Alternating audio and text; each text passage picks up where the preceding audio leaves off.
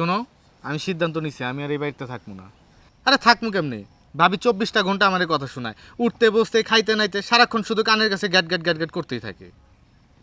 শোনাবেই তো, তুমি তো কাজ কাম কিছু করো না, বেকার ছেলেদের মতো ঘুরো, যে কোনো মানুষই বলবে। তুমিও দেখা যায় ভাবির মতো কথা বলতেছো। আমি কাজ কাম করবো মানে? আমার ভাই কাজ কাম করে না? আর ভাই তো কাজ কাম করতেছে, সংসার তো চলতেছে। আর আমার সময় হলে আমি ঠিকই একটা চাকরি বাকরি করে নেবো।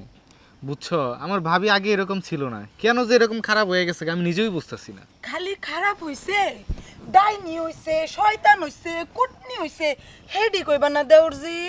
এই গোলাম, তোরে কি আজারে আজারে গিলাই তুই এনে খারিয়া খারিয়া অন্য সেরি লাগে আমার লাগি বদনাম কর লাগি তোরে এর লাগি আমি আমার বাড়িতে গিলাই। আরে ভাবি, তুমি যেটা মনে করতেছো ওইটা না, আমি তো তোমার নামে বদনাম করতেছিলাম না, এমনি ওর সাথে একটু তোমার বিষয়ে কথা বলতেছিলাম। তুই কি কইছ? আমি সবই শুনছি। ওই মাথা দেখা আমি দেখতে দেখতে আমি এসে খারিয়া খারিয়া আমি তোর সব কথা শুনছি।